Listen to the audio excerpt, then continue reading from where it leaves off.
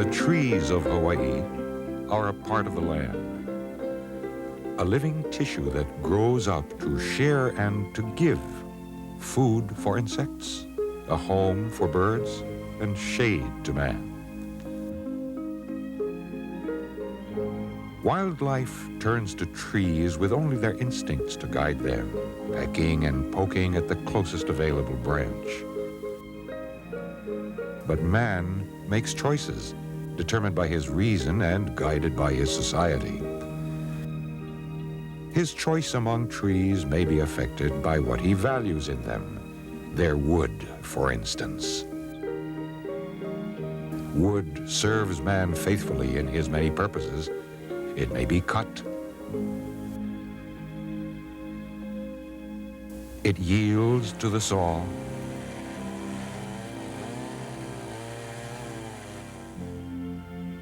It may be turned to assume the shape that man imposes upon it. Extensive sanding refines its texture.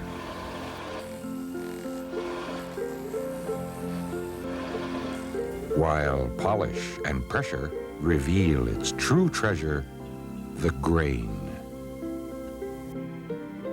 The life of a tree is revealed in its grain. Grain is given by age, species, climate, and the demands of gravity.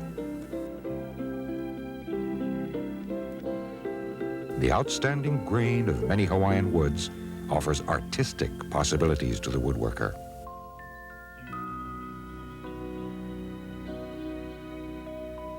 The Milo tree contains a heavy wood with a finely textured grain. It is believed to have been introduced here by the Hawaiians.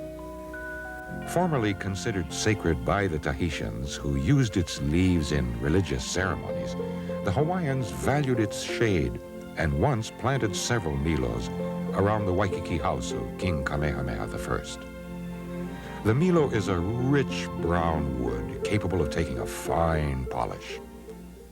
The Hawaiians found uses for Milo and other woods in their drums, their music sticks, their spears,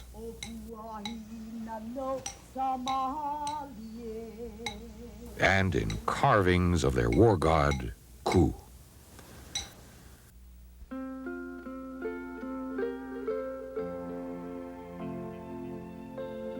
Among the first elaborate uses of Hawaiian woods were the creations of experienced European craftsmen. The 19th century brought to Hawaii skilled artisans who had been displaced by the factories of industrialization.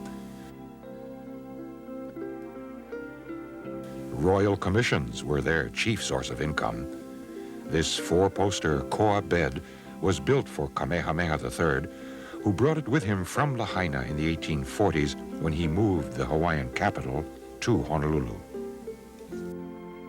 It now rests in the Queen Emma Summer Palace, where the Daughters of Hawaii have sponsored a book on Hawaiian furniture written by author Irving Jenkins.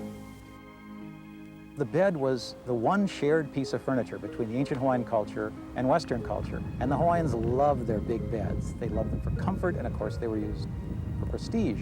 This cradle was probably designed by King Kamehameha III in collaboration with a highly skillful German craftsman. It represents a supreme triumph of artistry in the use of Hawaiian woods. It was commissioned by Kamehameha IV in 1858 in anticipation of the birth of his son. It's made up of about 4 different Hawaiian woods, and it cost $600. Now, you could buy a small house for $600 in 1858. In this rocker, we see a very different piece of furniture than what we've been looking at. Because of its immediate and continued popularity in Hawaii, it is this style of furniture that residents consider classic Hawaiian furniture, and it is this style of furniture they buy when they want to buy a piece of heritage koa furniture. There is only one real style change in Hawaiian furniture, and that took place after the turn of the century when mission-style furniture was introduced. And because of its isolation, I think that Hawaii was slow to change. And perhaps these social factors with the sugar industry, the new immigrants coming in, is what really spurred this or allowed this new furniture to be introduced and accepted so easily. Continuing popularity is revealed by the efforts of Martin and MacArthur. This Honolulu-based woodworking firm was the first to take the lead in drawing attention to the wood of Hawaii's finest native timber tree, koa. The Acacia koa tree is endemic to Hawaii. It exists nowhere else in the world.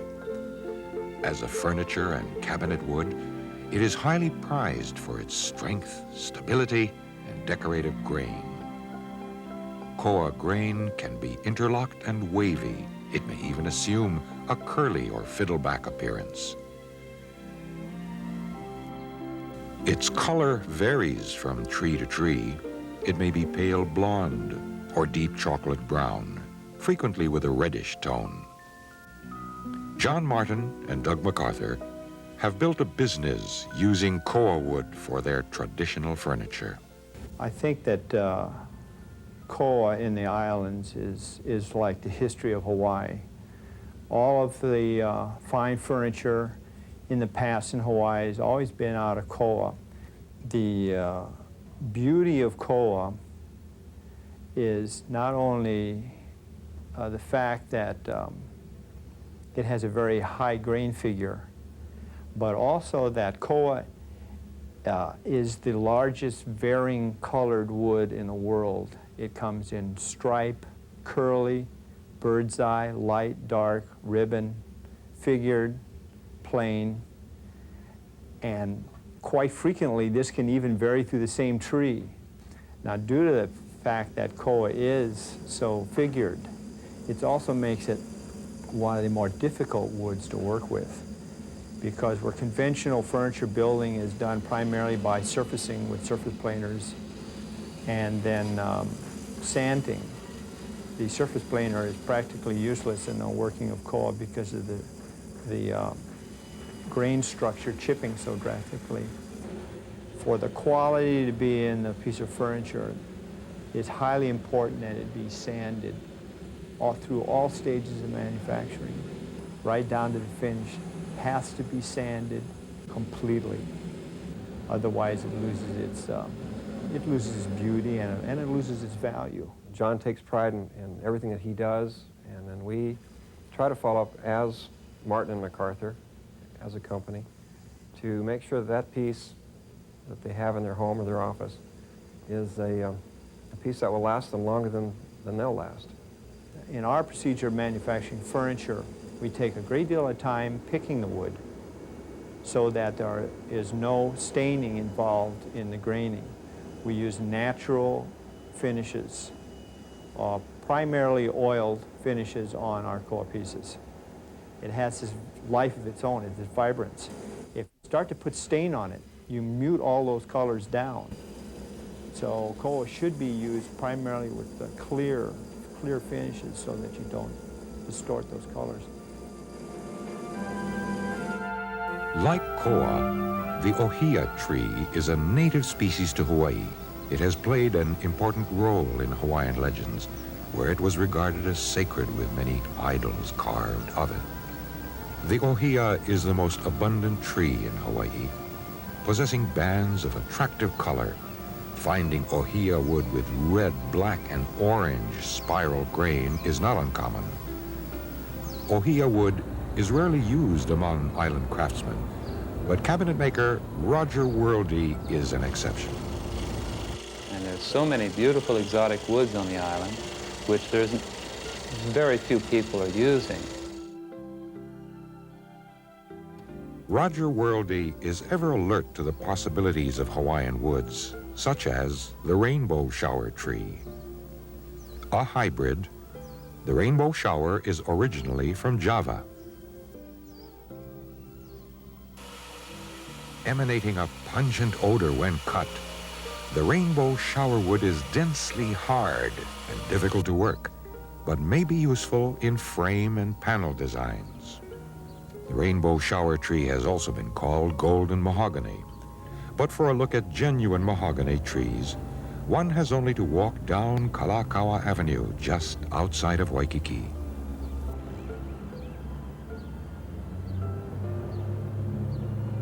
Roger has also found uses for the kamani tree. Growing on all of the islands, the kamani was once used by the Hawaiians for medicinal purposes. Its first known use in cabinetry was in India, where it was known as Alexandrian laurel. But the woodworker must be cautious, for the kamani sawdust is toxic, unlike the false kamani or tropical almond, which contains a koa-like heartwood.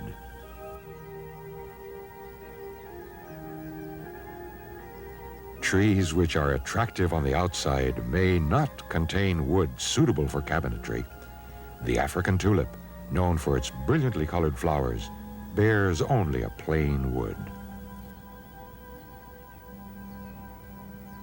Since many of the more unusual Hawaiian woods are unavailable commercially, Roger Worldy frequently makes his own lumber from logs.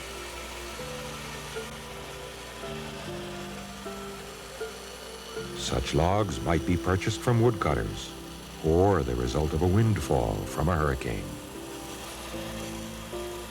When we do open the log, it's always a surprise. It's like a precious stone.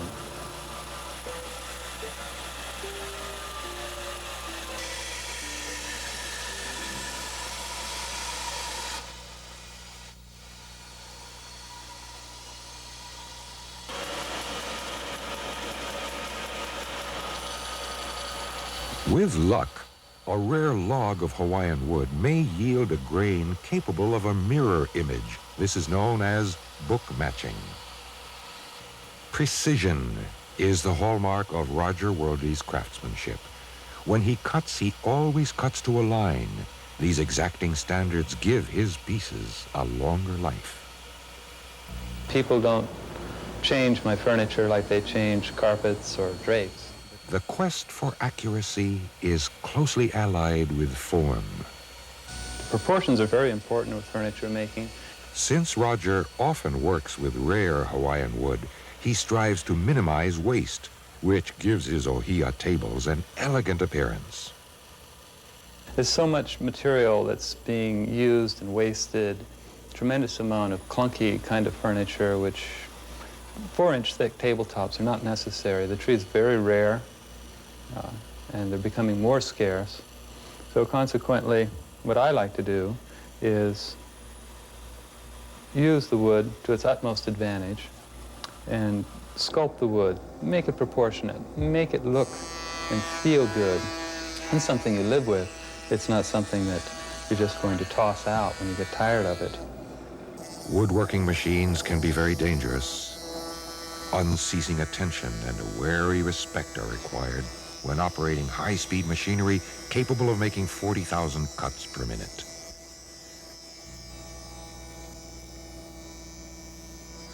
Precision cutting allows for accurate joint work.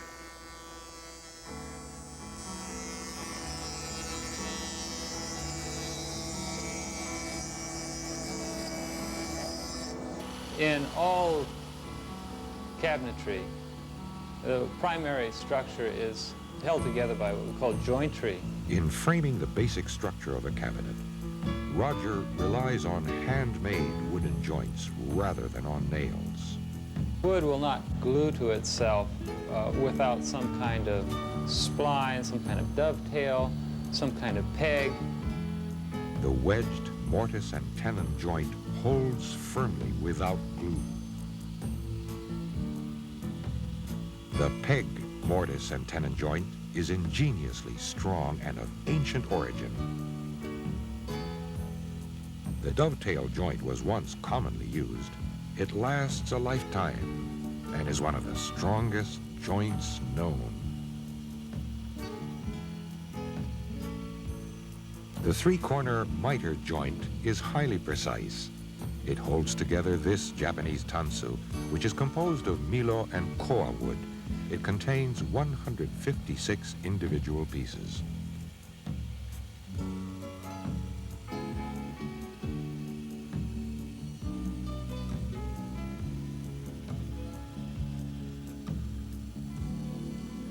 Having studied woodworking in Japan, Roger Worldy applied the techniques he learned in a wide variety of forms.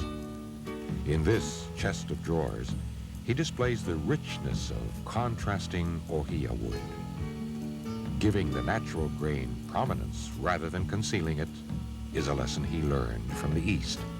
Another lesson from a renowned Persian poet taught him the value of painstaking craftsmanship. This can be done by machine, but as you see, I have to go along with what Khalil Gibran says about work.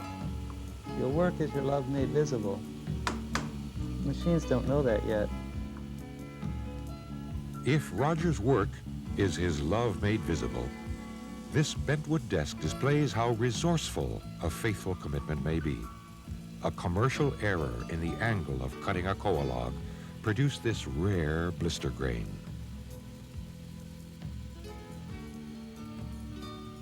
A curly grain may sometimes occur when a heavy tree compresses in upon itself. The ohia tree produces the heaviest wood commonly used in the United States. This liquor cabinet is composed entirely of ohia wood. The extraordinary grain on this specimen is exceptionally rare. Wood grain is found in the body of a tree. The grain of these exquisite bowls is hidden deep inside the Norfolk pine tree. Planted throughout Hawaii, the Norfolk Island pine is originally from New Caledonia, where the tree produces a tight cluster of branches, so the wood is knotty. These knots may offer up a unique beauty if the wood of Norfolk pine is creatively approached. Such an approach is taken by part-time bowl maker Ron Kent.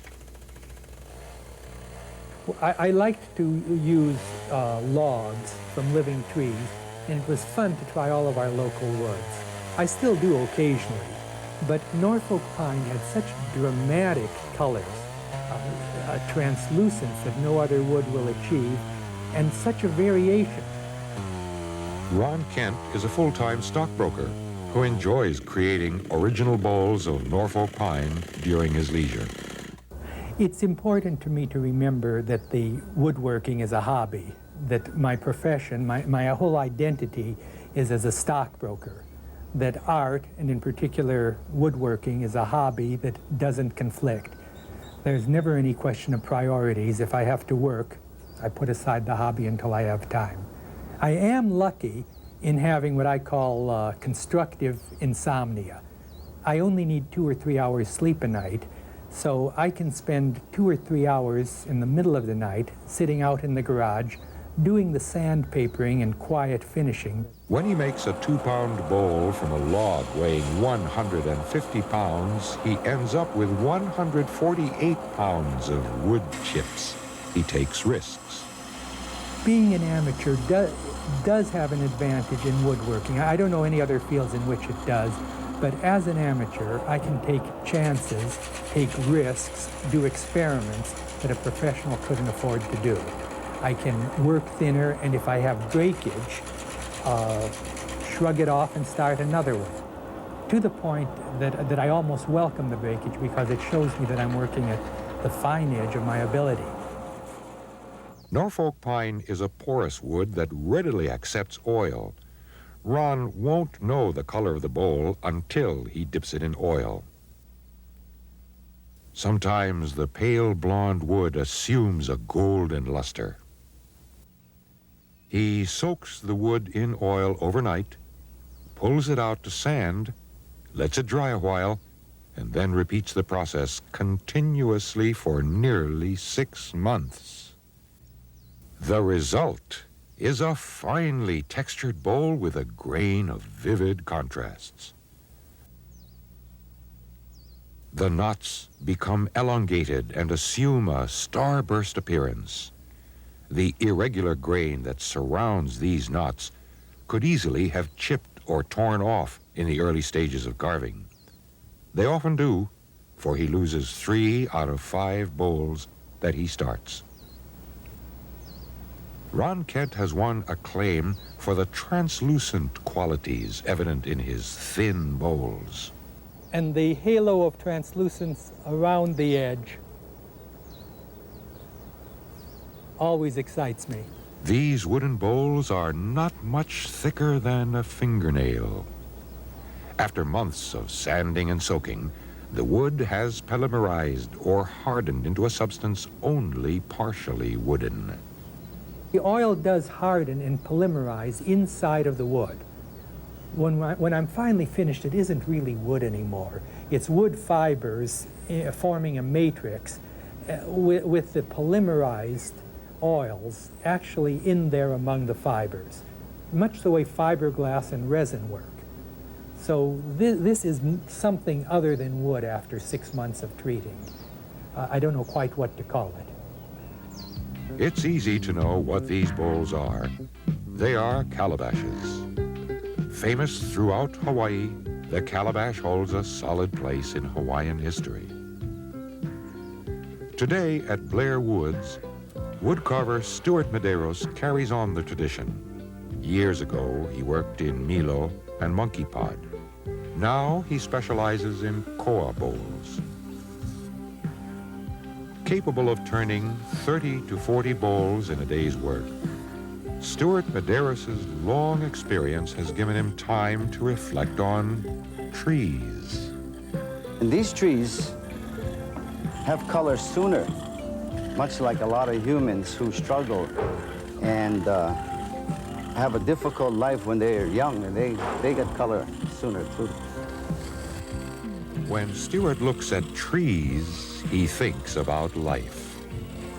If I could say to anyone, next time you see a tree, look at it. Look at it very good, because it will show its scars.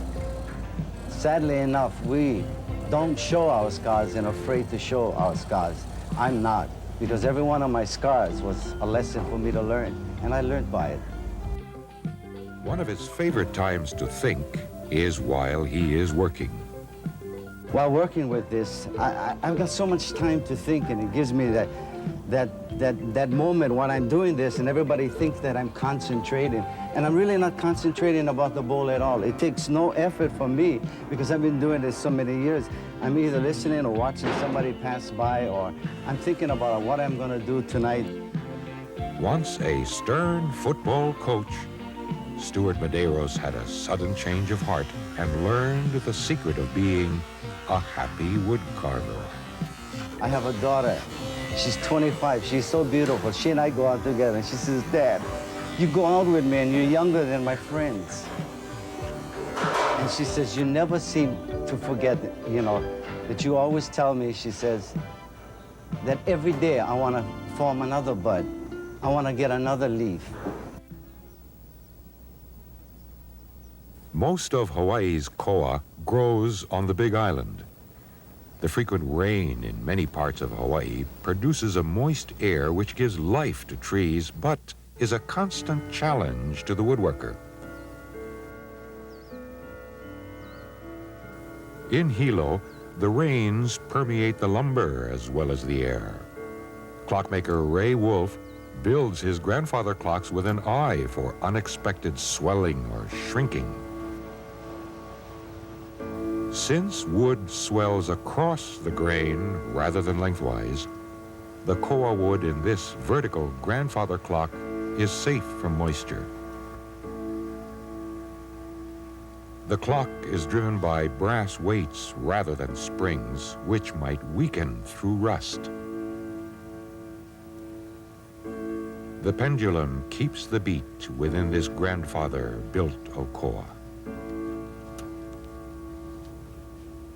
Up from Hilo, towards the volcano, local wood is being crafted by Bill Irwin of Pahoa. He is well known for his unique laminated designs.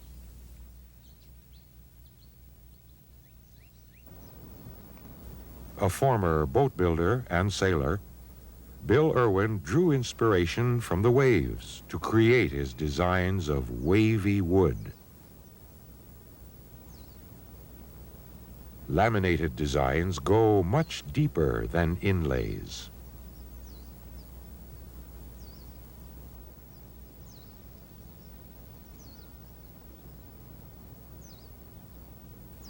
Various colors of wood are glued together, sanded, and finished to produce designs that go all the way through. To some craftsmen, it is the sound which must go all the way through rather than the wood.